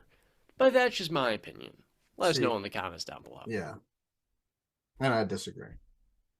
I'm LeBron MJ. was a better playmaker with more longevity and pretty comparable defense and scoring. No, Michael may have MJ been was the a more better skilled scorer. player, but LeBron was the more MJ, dominant inside MJ presence. is a One of the better greatest scorer. drivers the MJ's a sport better will ever see. scorer. MJ's a better scorer. In terms of efficiency or in terms of just skill? Freaking both, dude. I'm I a know you fact probably checker. could look at LeBron's career percentage and say it's higher than MJ's, but again, let's bring up this fact. Let's not forget this because this is another thing the young people forget. And I know we're close in age, John. All right, you're 19, I'm 25. We're close, but we got to remember the God bless you the eras that these two guys played in. Okay, let's not forget how soft the era is now. All right, it's Cottonelle It's soft. the era advancement. The era is not soft. The era is so much It's more soft. skilled and No, it's soft. advanced. That's It's harder to soft. play It's defense. soft. And they can't just fling There's a one. reason that Isaiah Thomas, the great Isaiah Thomas, said that if Steph Curry played back in the 80s, he wouldn't average more than 18 points a game.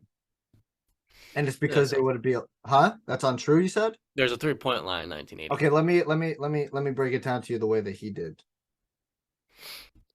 Back in those days, you were allowed to rough them up.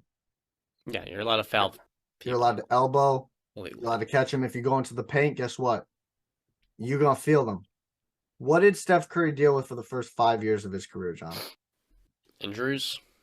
Specifically, ankle Ankle. injuries. There were talks before they broke through. There were talks. How long is Steph Curry's career going to last because of the ankle injuries? Mhm. What do you think they would have did to him in the 80s, John? If he Basically what they're played saying is he wouldn't have been able to do all that running around that he does now because he would have been roughed up too much. the off-ball movement. So I'm just saying there's difference to this era. Nobody's taking away Steph Curry's greatness. He is great. But man, it would have been different. You look at those first. I know you see. This is again what I like to say. No one in the 80s was stretching the floor from 30 feet. No, nobody was because it wasn't a thing back then. But when you compare these guys, right, and you compare eras and whatnot, you can't just look at what we've seen them become, what they are now. Because I know you just want to look at Curry from 2015 to now and what he is, but you have to look at what he was too coming into the league. You have to look at these guys. You got to look at MJ when he came to the league, LeBron when he came into the league. You got to look at all their ups, their downs, their peaks and valleys, whatever. You got to look at everything, man. You can't just have 2011 and erase it from history. You can't do that. It happened. 2014 happened. You can't erase those. For me, it'll always be MJ. I love LeBron. I think he's the second greatest player in NBA history, and I don't think that's disrespect. Out of how many players that have played in the NBA, John, is it disrespectful to say somebody's the second greatest of all time? I feel like that's pretty great, is it not? So it's different. It's really who you pick. I'm taking MJ at the end of the day, and I think if anybody had the last 2 minutes who they would want, it's MJ.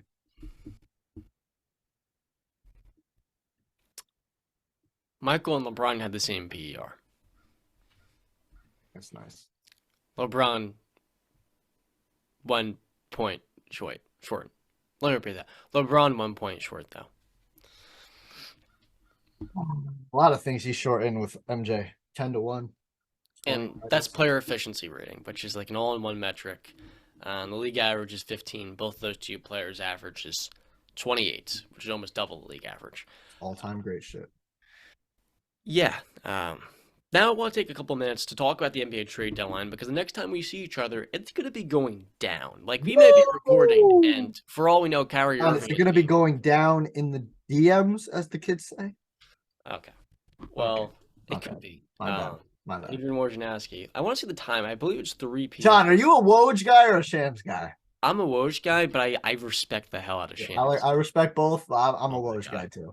And Shams is going to take Woj's place. It's kind of like the the Big Bear meme of him passing the torch down. Shams is like 27 years old, so Oh yeah. he's a great at what he does. So it's a 3 p.m. Eastern Standard Time deadline. At that point, no trades can be made, and for these teams, all they can hope for is some pretty good players in the buyout market. Josh Richardson, maybe. So a couple of the players moving around. We talked about Kyrie before. So One they did. player. I just last thing on Kyrie, and then we instantly move on. Let's The go. Nets did just announce that they are benching him.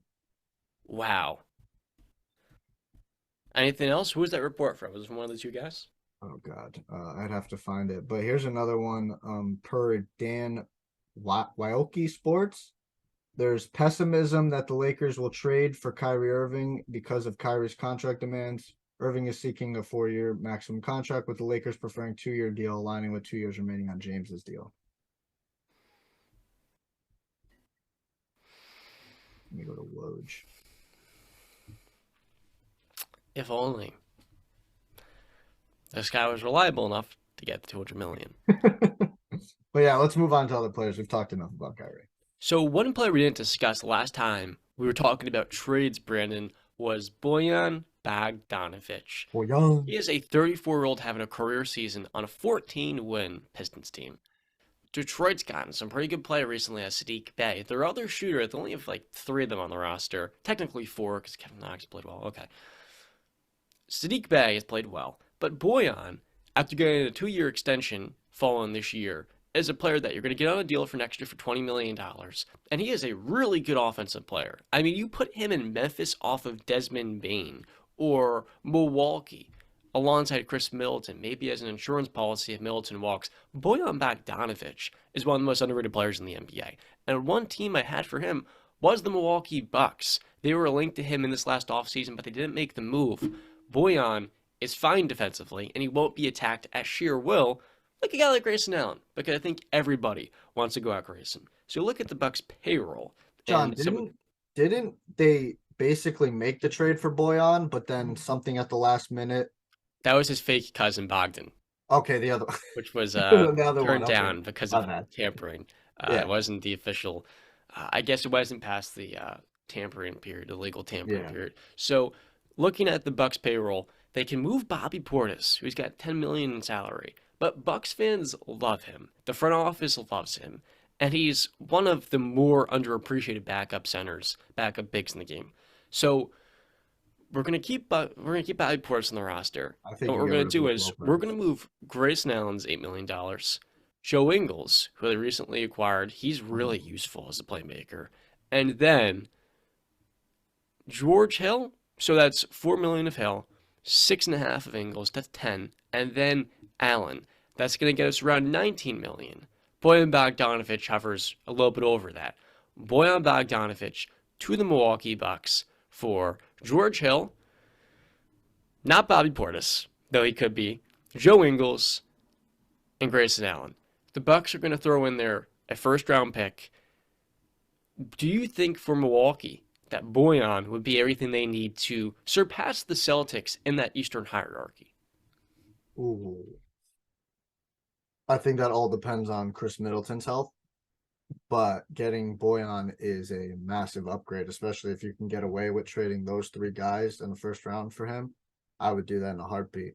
I did bring up Brook Lopez. The only reason I brought him up is because he's on an expiring deal and he is getting older. The age is starting to kind of hit him a little bit here and there. Not really. I know That might be his best season. it's been like an up and down. One season he plays bad, the next season he comes back. Next season, so Don't let Bucks fans hear that. They're gonna. well, He's been that was really a good. fact. He had a down year. I don't know if it was He had last year. back surgery last year and Yeah, missed he like did. He most did of the have a season. down year. Yeah. I'm not disrespectful. I love the way he I mean, I think he takes a little too many threes for my taste, but I love the way he plays. That's what you He need to do looks off also Giannis. he looks so cool when he drives to the hoop.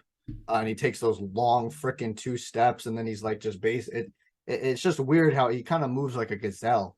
He Um, does. He has yeah, really good short area quickness yeah. for a guy 270 pounds. 7'1", right? 7'1", 7'2". Yeah, big boy. But yeah, no, I would make that trade for Boyan in a heartbeat. Yeah, if I was the Bucks. Yes. And Middleton last night, 24 points He in the played? win versus the Heat. He played. He's been playing over the last, what is it, 2 weeks now.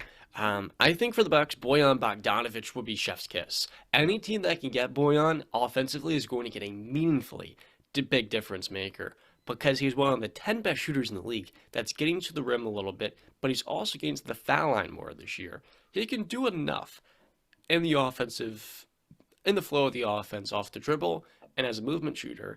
And every now and then he works out the post too. So yeah, Take that's a the little first move pressure. for the Bucks. I think they would probably have to move Bobby Portis in that.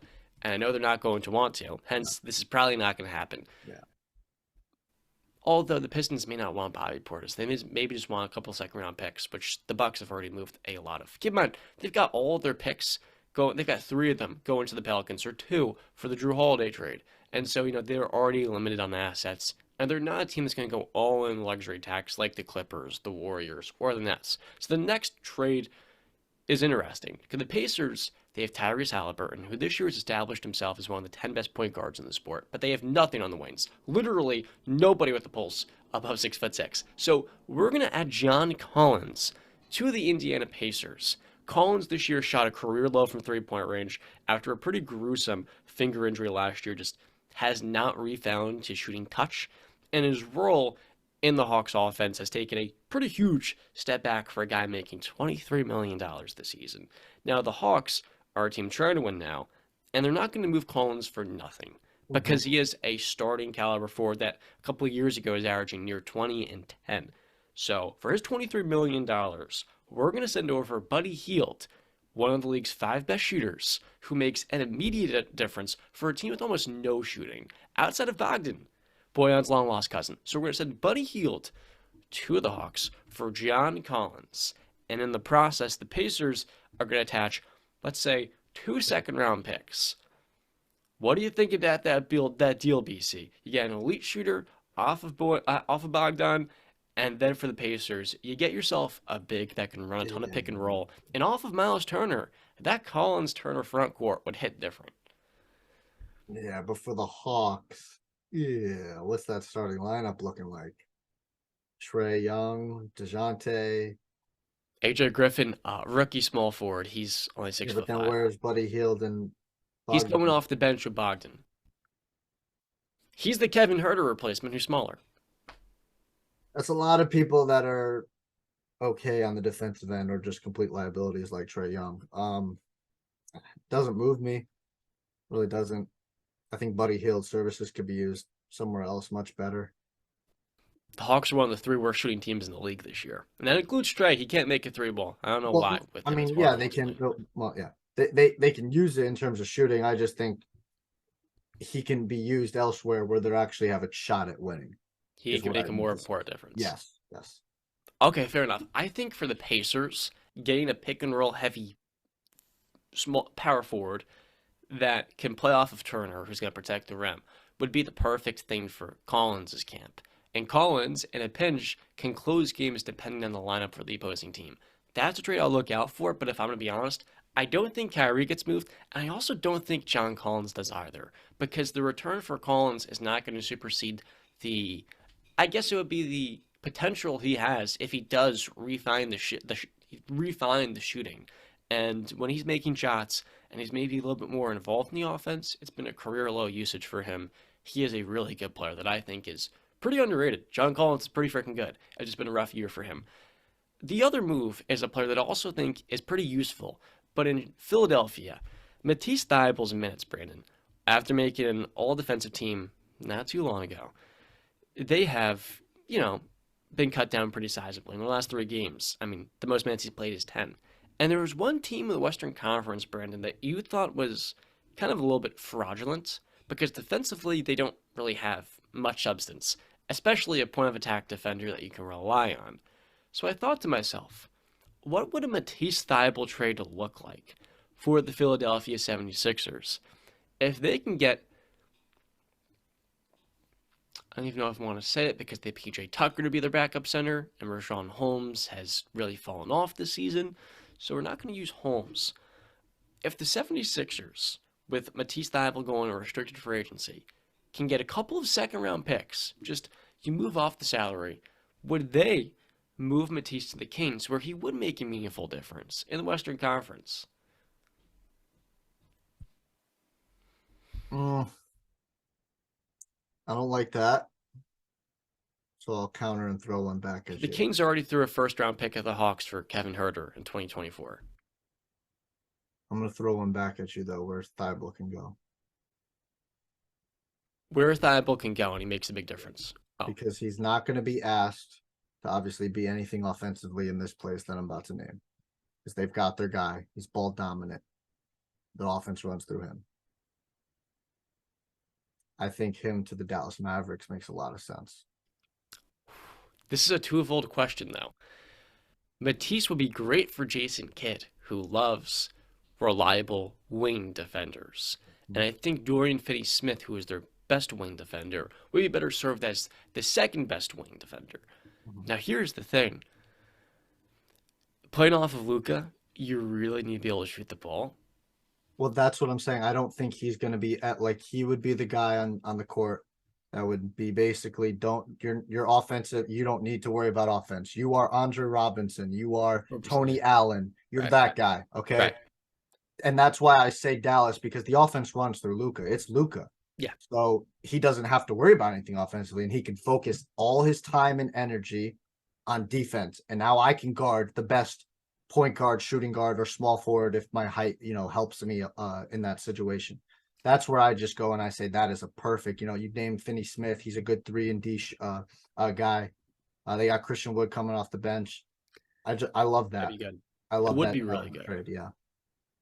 I think Thybulle, he's not going to command a first-round pick. I mean, he's shooting 32% from three on 1 attempt per game. Given he's going to be a free agent that the 76ers are not focused on re-signing, getting two second-round picks and just some filler to take off your books, I think that's enough value to get a guy who's playing, 12 minutes this year. A year ago, it was 26 per game, and that really fell off by the playoffs. You get a Duncan Robinson treatment. And it's weird to me. He's made 2 all-defensive teams, and he's never found the shooting. To be honest with you, Brandon, I think Doc Rivers is because he's so many wins and he's got a championship, one of the more overrated coaches. People know Doc Rivers is not a top 10 coach, but every time a really good player leaves the 76ers, especially a really good young player, they find an immediate role on their new team. So Isaiah Joe was a really good shooter on the 76ers, but he didn't get much playing time. He's went to Oklahoma City and become a fixture in their rotation after not being able to play in Philly. B-Ball Paul is their backup, technically their third center who they don't play. He struggled this season. A lot of these players in Philly that are young go to new situations, kind of like what we talk about at the Lakers, and they become meaningfully better players. I think Matisse Thybulle is another one of those guys because Doc Rivers can't make it work.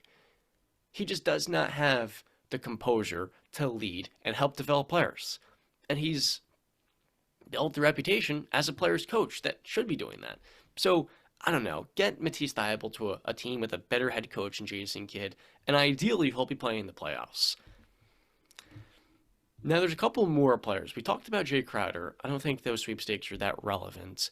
And also D'Angelo Russell, Mike Conley. There's one thing going on in the Eastern Conference that's going to shake up this deadline. We would be remiss if we did not talk about it. And that's the Toronto Raptors. Last year, Toronto overachieved massively, winning 48 games, getting the 5th seed, and giving Philly a slight run for their money in the playoffs. So, the Raptors have Fred VanVleet on expiring, and Gary Trent also on expiring. OG Anunoby has 1 year left in his deal, and so does Pascal Siakam following this season. The Raptors do not know if this young core, because Siakam and VanVleet are not young anymore, is good enough to really lead a high-level team. I talked about going into the season.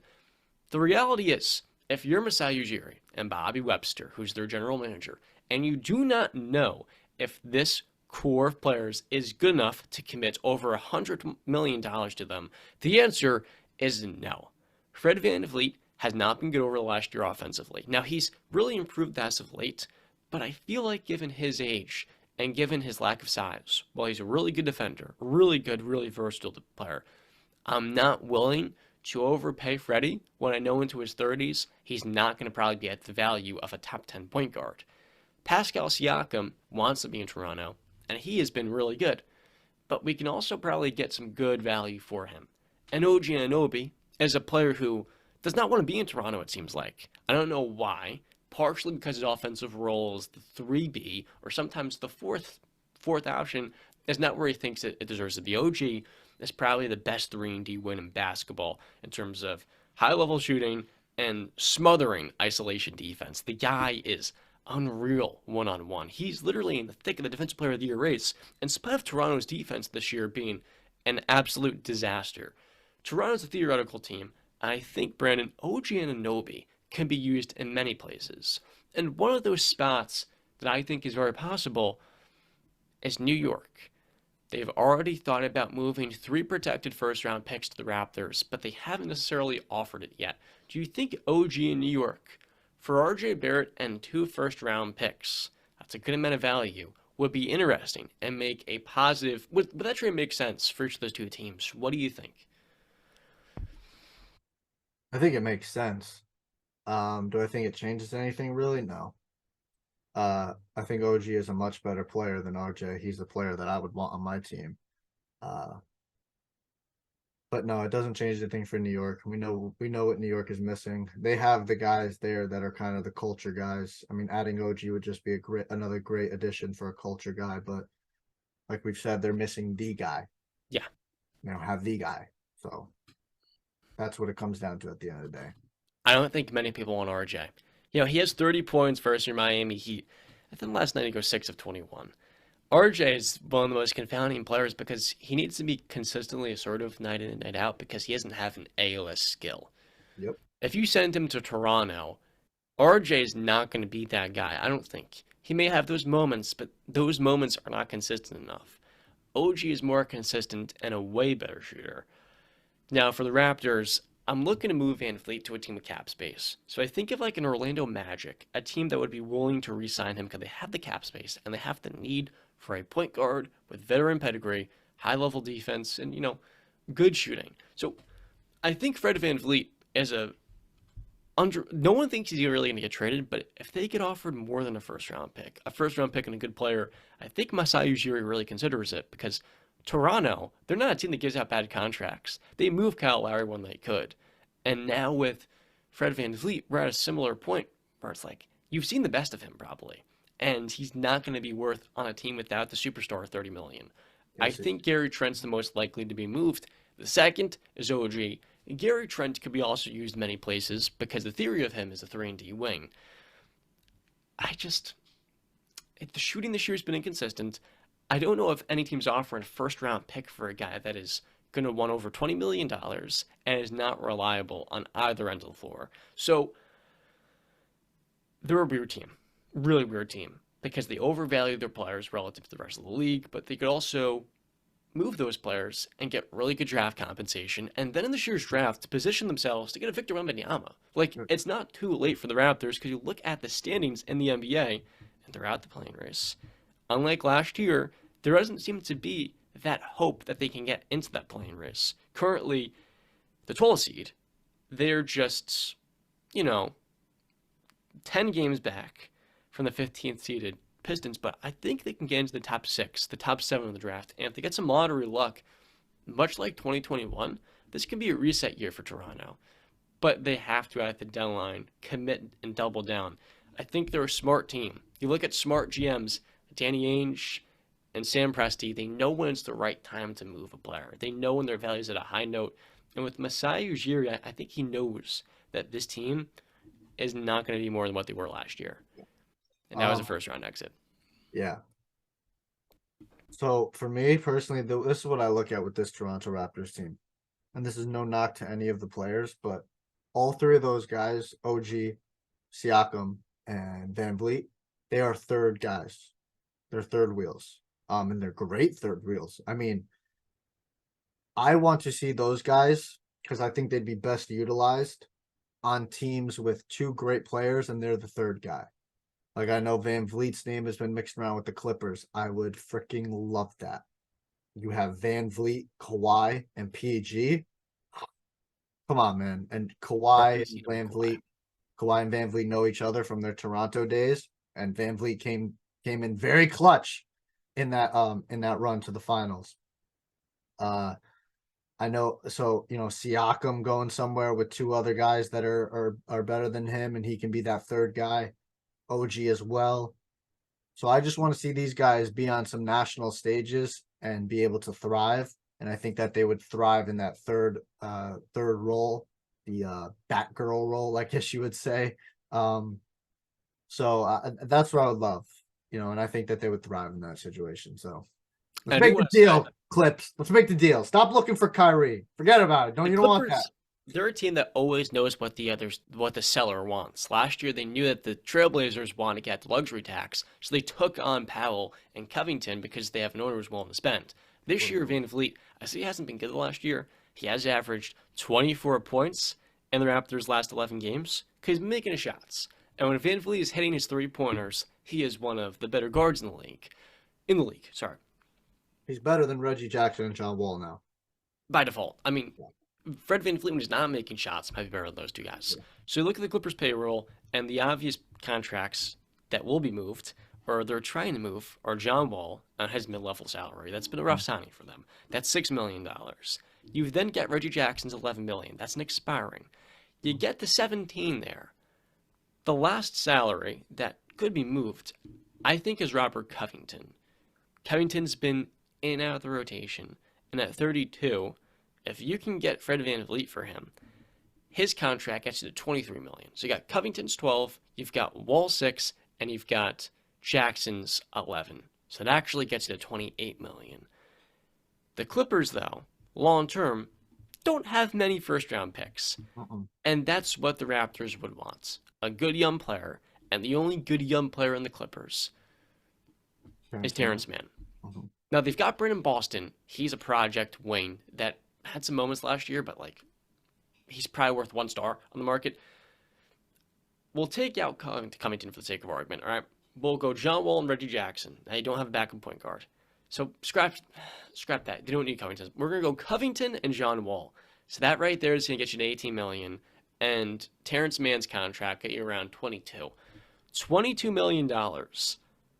And then the Clippers, they just have second-round picks up until 26. Seconds. I think they did say that they don't want to include Terrence Mann in any deals. But again, if I was them, if I'm getting Fred VanVleet, I'm putting him in the deal. They're going to have to pay VanVleet too. So that's another. But we're trying to win a championship now. Our window is what, 2 more years with Kawhi and PG? We got to go now. We have to. Yeah, that's the point. They just don't. I don't think they're going to have the best offer on the table. As much as the need is there, I think one of the cap space teams that can give him more money would be more willing to give a first-round pick, and a first-round pick that's decent. If the Magic give up a 2026 first-round pick, a team that's currently in one of the 5 worst teams in basketball, one of the 7 worst, that is a lot more value than the Clippers shelling in a couple of second-round picks and some expiring filler. Yeah, they can't compete with that. They can't compete with that offer. But if I'm the Clippers, I'm a buyer at the deadline. I want to upgrade at the point guard position massively. I really do. So we have a little bit of Conor McGregor to cover, it seems like, huh? What's going on here with Conor? We're talking about him, I think 2 episodes ago. What's going on? Yep. So there were rumors going around because Conor posted on Instagram that he has been offered to coach on season 31 of The Ultimate Fighter. And now Dana White yesterday had a special announcement. And he announced that Conor McGregor and Michael Chandler will be coaching in season 31 of The Ultimate Fighter this year. And it will obviously conclude with those two going head-to-head in a main event. In Conor McGregor's first fight back since July of 2021, I believe, where he basically broke his leg, fractured his leg. I forget the exact injury against Dustin Poirier. He's coming back. A Notorious One is back. Now, this tough season, it starts May 30th and goes all the way to August 15th. I think this is perfect for Conor. I think this is just what the doctor ordered. I think why it's so perfect is Conor is now going to have to completely immerse himself into what really made him who he is now. Go back to those days before he was rich, before anybody knew his name, before he was sleeping in the silk bed sheets and wearing cashmere hoodies or whatever. Go back to those days where you got to work and train with these young, hungry up and comers every day. All right, you got to train with you got to be in the gym, you got to grind it out, be gritty. I think it's so perfect for Conor because he's been training on like his yachts. He's been doing all this stuff because he's freaking Conor McGregor now. He made $100 million against Floyd Mayweather. He's got the FU money, as people like to say. All right. But one thing that Conor does love is he loves the sport. He would not be competing in MMA if he didn't love the sport. All right. Because he can walk away. Why would you, if you had all the money in the world, John, why, after breaking your freaking leg, would you want to come back in that sport when you could walk away? There's only one reason. It's because you freaking love it, man. You want this so bad. So I'm freaking pumped for this. I love Conor McGregor. Huge Conor fan. Must watch TV. This is going to be must watch TV. And if I'm not mistaken, I think that this will be airing on Prime ESPN, not ESPN Plus, not ESPN2, ESPN. And I think that's perfect because you want all the eyeballs on Conor McGregor. So from May 30th to August 15th, I'll be recapping the shows with you guys on a weekly basis. And I think it's going to be a fun time just watching Conor talk his crap. Does this in any way remind you of the NBA bubble, where you're in such a disclosed environment and there's nothing but the sport itself? Remind you like that? It's a little bit. Now, Conor doesn't actually have to live in the house with those young fighters. So it's a little different than that. He gets to go home or in a rented hotel room or whatever the hell he's staying. But he is going to have to train with these guys, and he's going to have to be coaching these guys on a daily basis to get them ready for their fights, and then in the other turn, get him ready for his fight against Michael Chandler, which they're looking for. September is the date, is the month they're looking for. Now, one thing I do have to bring up, Conor McGregor has yet to enter the USADA pool. Now, John, the USADA pool is their testing agency company that the UFC has hired that tests them for steroids and all the illegal substances and whatever. Now, there's been a lot of controversy over Conor since he got the injury. Everybody's talking about how big he looks. He looks like he's 190 pounds when he really fights at 155, 170. He looks brolic. Can you make the case that he's possibly on something else? Yes. Okay. He's not been tested in a while, so you can make that case. There's also a case where this guy broke his freaking leg. What do you think he's going to be working out mostly? You think he's doing lower body stuff with a broken leg? Probably not. He's probably doing more upper body. Now, do I think that Conor maybe is taking some stuff to help him recover from the injury? 100%. And I don't think there's a problem with that. As long as you're not in the USADA pool, all right? And when you re-enter it, you're off of it. You have to wait 6 months before you can fight, and you have to have 2 negative tests. If you can pass that, I'm cool with you taking stuff after an injury and recovering if it helps you take better. So he's going to have to, the latest he can re-enter if that fight's going to happen in September is April. 6 months is April. So he has yet to re-enter it as of today. So we'll see how that plays out down the line. How good of a fighter do you think Michael Chandler has? 23-8 record relative to the greats. Like you said before, McGregor, one of the very best of all time. Yeah. Conor's not a top 10 fighter of all time. Now, if you told him that, he would probably slap you in the face. But listen, Conor McGregor's the biggest superstar the UFC, the world of MMA has ever seen. He's box office. All right. He's got, out of all the combat sports, in the top pay-per-view buys, Conor McGregor is number 2, and he's number 3. Number 2 with Floyd Mayweather, they did 4.3 million pay-per-view buys. Number 2 only to Floyd and Pacquiao, who did 4.6. And then he's number 2 with Habib and himself at 2.4 million pay-per-view buys, I believe, which is the biggest pay-per-view in UFC history. So in terms of Michael Chandler and his greatness, I wasn't as familiar with him coming into the UFC. I knew who he was. I watched his last fight in Bellator. He was in Bellator before the UFC. He won his last fight against Benson Henderson, who was a former UFC fighter, former UFC champion, actually. I think Michael Chandler is, in terms of skill set and talent, one of the best fighters in the lightweight division. In terms of fight IQ, he has one of the lowest fight IQs in mixed martial arts. And it's because he gives his reason. He's here for the memories. He's here to be remembered. He's here for the exciting fights. He is one of the best wrestlers in the lightweight division. His strength is, he might be one of the most pound for pound strongest guys in the UFC. He doesn't choose to do that.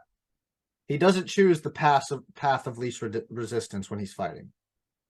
He chooses the path of most resistance, which is, I'm going to come at you with everything I got, swing wild hooks, and try to knock your head off your shoulders. That has not worked out for him the most in terms of his win percentage. I believe he is, let me see this. He beat Dan Hooker by TKO, and he was able to knock out Tony Ferguson, but he has lost to Justin Gaethje, Dustin Poirier, and Charles Oliveira. So he's 2-3 in his UFC career. But all of those fights are highly entertaining and highly exciting. And Michael Chandler is honestly, he's right. If you're not getting those big wins, you want to be remembered as that exciting guy. And people remember Michael Chandler now. His name is going to be etched in history. He came into the UFC, and I think he has hit an absolute home run, because now he has become a well-known name in the MMA world, whereas when he was in Bellator, I'm just being honest, he wasn't. People want to hype Bellator up, and that's cool. I'm not the biggest fan of Bellator. Every time I watch it, I just don't get the same excitement as I do with the UFC. Listen, different strokes for different folks. I respect the fighters out there, but when you come to UFC, it's different. It's different. So he's put himself on the main stage, and I think he is, honestly, without winning the world championship, he has hit an absolute home run. McGregor is saying probably upwards to 190. He jokingly said he was up to 265 in last October. Do you think he can get, what class can he be fighting at? Lightweight? Weight class? Yeah. It depends. Both guys fight at 155. But I would not be surprised if they make this fight at 170, just so both guys don't have to cut weight. They've done that before. So yeah, either 155 or 170. One thing that me and John didn't really get a chance to talk about, but I feel like maybe we're going to be on the same wavelength here, is the NFL is having an active conversation, or planning to have an active conversation, about eliminating the hip drop tackle. Now, I've seen a couple of tweets from NFL players or former NFL players saying nobody has ever called it a hip drop tackle. And I think this is one of the stupidest things, again, that the NFL is choosing to do. I'm not even kidding when I say this. 10 years ago, John, saying football is going to turn to flag football was a joke, right? We would joke about it. At 2023, it's really not a joke anymore. If we look at, it's starting to become like we're eventually, I don't know, maybe in 20 or 30 or 40 years, this might just be flag football. It might. And I'm getting tired of it, because these players know what they signed up for. They know the risk, but it's about the reward too. They know the risk is worth the reward in their opinion. So I hate this. I hate this for defenders, man.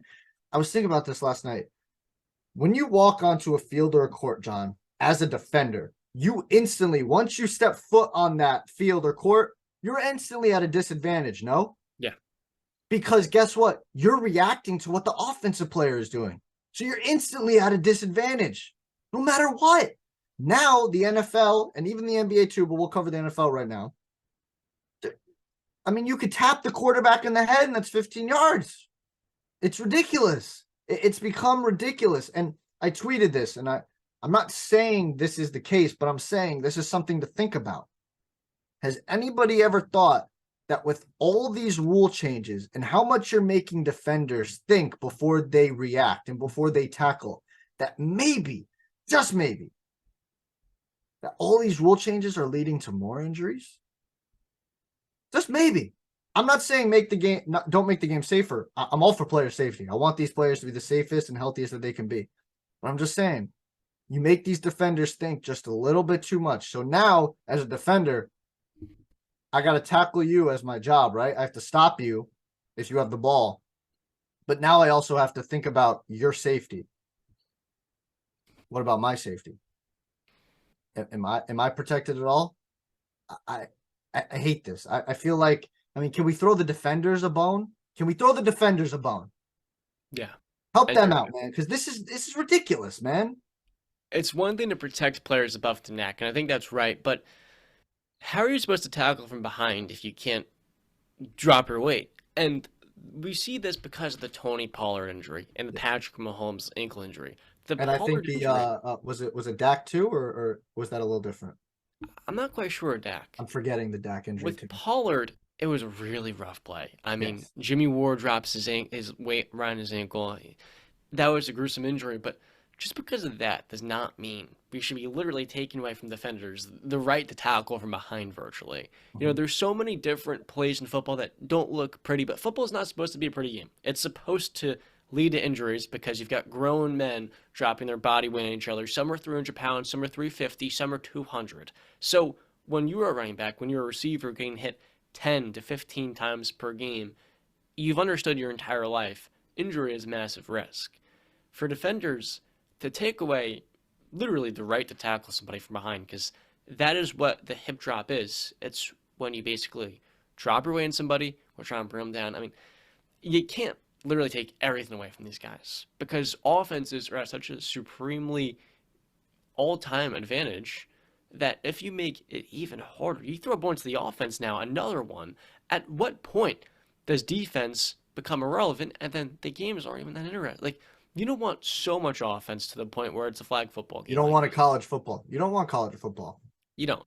You want to see defenses, make it more compelling. If defenses can't play physical and they have to think and basically consider the way they're gonna hit you Yep. before they actually go out to try to make the play, it's gonna get more dangerous. Yep. So I disagree with this. I think they're just having the discussion. I highly doubt a rule is made because if so, every single defender would have something to say. Like you've already in the NFL added a 17th game. So if you so clearly care about players' health, then why would you add another game when it's just about money?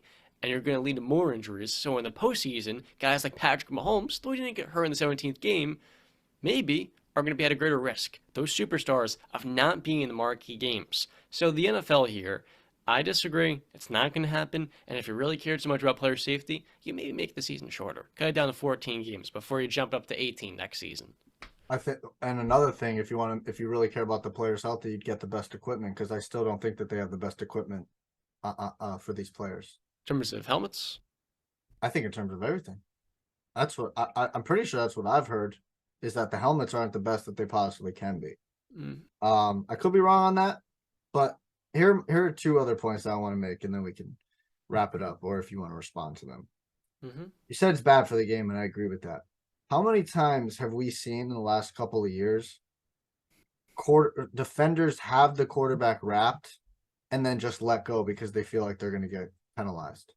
mm, good amount. That's bad for the game, in my opinion, because now these quarterbacks are making these insane plays, but these defenders are looking so stupid because they feel like they're going to get penalized, so they let go. I think of the famous one, the Chiefs Patriots AFC Championship game, where Tom is wrapped up. I forget. I think it was Chris Jones who had him, and he just let go at like the 3 yard line, and Tom was able to walk in, running for the touchdown. He let go because he thought he was going to get called for the flag. That's terrible for the game. That's why I say Mahomes, Allen, all these guys, they wouldn't be doing all of this 10, 15, 20, 25 years ago. They wouldn't. I'm sorry. Unless they're built like Brett frickin' Favre, they're hmm not doing it. And my Maybe Josh guy, Allen is. Maybe Allen is. But we've also seen Josh Allen get banged up too. This is another thing I want to bring up too. hmm Tripping is illegal in the NFL, right? Not allowed to trip them with your leg. I think you're allowed to put your arm out. Are you? I'm not sure about that. I think that's basically considered an arm tackle, right? If you sweep the legs with the arm, you're allowed to do that. Why is tripping not allowed with the leg? what's the difference between me putting my arm out and sweeping your legs and me putting my legs out and sweeping your legs? What's the difference? Is there a difference? I'm going to be honest. A trip is a trip, whether you use your arm or your leg. So again, and I'm pretty sure arm tackling is allowed. So I'm guessing sweeping the legs is allowed. I do think tripping is a little more dangerous with the leg. Getting your leg into piles, weight falling on it. So that I understand. But I see where you're coming from. My guy Kenny Pickett, who was wearing a concussion-specific helmet this last year, bro, I think it was in the AFC Championship game. He makes an insane play, gets out of the pocket. He's running down the field, he does a fake slide, and I loved it. It was sick. But for a defender, a quarterback gets 25 feet into space, and you're not going to hit him because you don't want, an unnecessary roughness. But then he hits you with a fake slide. It's like, what the hell? And a lot of people went crazy about that too. I see where you're coming from, and I do agree. The NFL can't take it too far swinging the pendulum. Right now, it's at the right note. You can't swing it further. If anything, you want to swing it back toward the middle. I think the skills right now are tipped like this. Yeah. If we take away this new rule, and I'm gonna be falling. You're not gonna see me in the frame. So I do. I think the defenders need to be thrown a bone, whether that is in terms of pass coverage or maybe you give them 10 yards of leverage instead of 5, or whatever the case may be. Maybe you allow more hand fighting. I just think the defenders need to be thrown a bone here. I really do. I think it's absolutely ridiculous. I think the defenders need to be thrown something. Give them something in their favor. I agree with you. With all that being said, next time we'll see each other, Jay Ray will be back on the show for episode number 74. Yeah, this is episode number 74. Having trade deadline day and previewing the Super Bowl. What much more could you ask for as a sports fan? Nothing, man. That's it. It's a great time to be alive right now. It is. Maybe I guess the only thing would be an insane trade deadline. That's all I could ask for. I think we're gonna get a insane trade deadline. I hope so. I really do want to see some movement because the last couple of years, every single season, a new team is sold. This year, that team is the Toronto Raptors, and if they don't, I think it's going to be a quiet day. Yeah. Like the quietest we've seen in about 4 or 5 years, since about 2018. Remember 2019? The 76ers get Tobias, the Raptors get Marc Gasol, the Bucks go out and get Nikola Mirotic. The Celtics were the only one of those Eastern teams that didn't make a move. So it's going to be really fascinating to see if there's any other team that sells. Like the Wizards. The Wizards have blown 2 back-to-back 20-plus point games.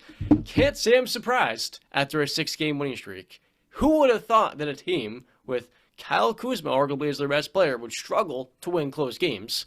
Washington's actually played relatively well, but Bradley Beal is the new Michael Thomas of football, and I tweeted this last night. Beal is getting paid $250 million with a trade clause, the only player in the league with it. And when Beal's on the floor, he's good, but he's missing half of these games. Last year he missed half the season. The year before he missed a lot of time. And these hamstring injuries are something you have to deal with as a player. And this Bradley Beal contract, while it's not really taking away stuff the Wizards can do in free agency, it's one of the most short-sighted moves, one of the most short-sighted series of dumb mistakes, and not trading him years ago. And now for Washington, they're one of those teams with the Blazers that aren't going to make the move for the star. But here's the thing. This is why the Wizards are so stupid. With John Wall, you wait until you know trade value to trade him. With Bradley Beal, you're going to go nowhere with him until his trade value at 33 years old, making $50 million, is in the gutter. And then you're going to look to move him. And in the process, you're never going to win a playoff series. You may never make the playoffs, and you may never have a winning season because the Wizards have not had a winning season since I was a sophomore in high school. It's been 5 years almost at this point. I might have been in 8th grade the last time they won a season. That's how long it's been.